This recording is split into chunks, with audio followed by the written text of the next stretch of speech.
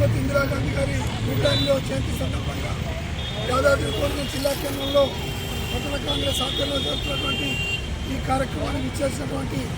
జిల్లా గ్రంథాలయ సంస్థ చైర్మన్ అభిచిస్తున్నారు. అదేవిధంగా మార్కెట్ డైరెక్టర్ నరసింహ గారు, మాజీ కౌన్సిలర్లు ప్రదీప్ రేణుక గారు, మిరపక నరసింహ గారు, షరీఫ్ గారు, మాట్లాడి వెళ్ళిపోయిన పరి జహంగీర్ గారు, జిల్లా సేవాదల్ కార్యదర్శి రాష్ట్ర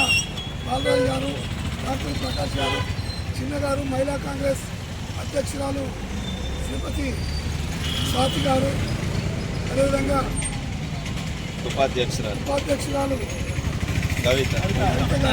హర్షవర్ధన్ సాబ్, హైకమాండ్ గారికి అందరూ కూడా హృదయపూర్వకంగా నమస్కారాలు తెలియజేస్తూ ఈ దేశ అభ్యున్నతి కోసం, ఈ దేశ ఐక్యత కోసం, ఈ దేశ ప్రజాస్వామ్య నిర్మాణం కోసం, ఈ దేశంలో అన్ని వర్గాల ప్రజలు సముచిత స్థానంతో బతకడం కోసం ఈ దేశానికి ప్రాణాలు ఇచ్చిన తల్లి ఎవరంటే అమ్మ ఇందిరమ్మ. ఇందిరమ్మ ఆశయాల కోసం పునరంకితమై రాహుల్ గాంధీని ప్రధాని చేసేంత వరకు కాంగ్రెస్ కార్యకర్తలు, ప్రజాస్వామ్యవాదులు, ఈ దేశంలో గుర్తు పెరుగుతున్నటువంటి ప్రతి వాళ్ళు కూడా ఈ కుటుంబాన్ని ఆదరించి అభిమానించి రాహుల్ గాంధీ గారిని ప్రధాని చేయడం కోసం కంకణబద్దులమవుదామని ఇందిరాగాంధీ జయంతి ద్వారా ప్రమాణం చేస్తూ మనువాదులైనటువంటి పాలకులు అయ్యేల పక్షకులుగా మారి రాజ్యాంగానికి విరుద్ధంగా మతతత్వం పేరు మీద, కులాల పేరు మీద, దేవుల పేరు మీద